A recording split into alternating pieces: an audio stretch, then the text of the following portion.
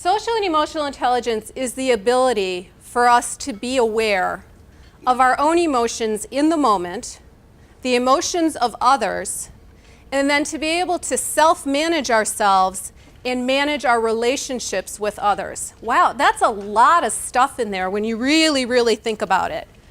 Let me just take apart what this means to us. The very first part of that, the ability to be aware of our emotions, the key to EQ at any level, no matter what we're talking about, is self-awareness.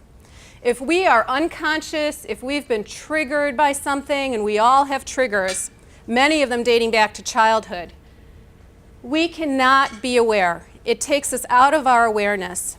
So trying to remain self-aware and be aware of what those triggers are leads us into the ability to then step out of ourselves and be aware of what other people are feeling, otherwise known as empathy. But there are about 9 other core competencies that relate to being aware of what others are feeling. And then to take that information and manage ourselves, wow, that escalates it to a whole new level. Now we're managing our behavior. And then when we get to be a real master at it, we can actually manage our relationships with others. So when we're in a conflict situation or we're dealing with an angry customer, that's when we're able to pull some of these tools out of our tool belt when our EQ is developed and really use them.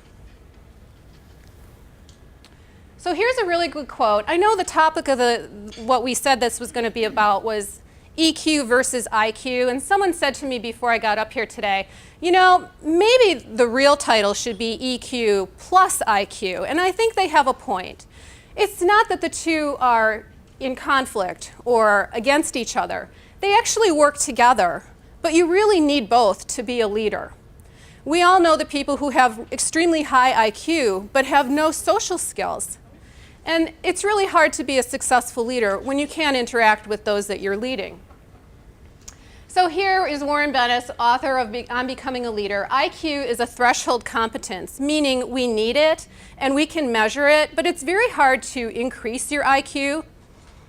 However, emotional intelligence can be coached and trained. We can increase EQ.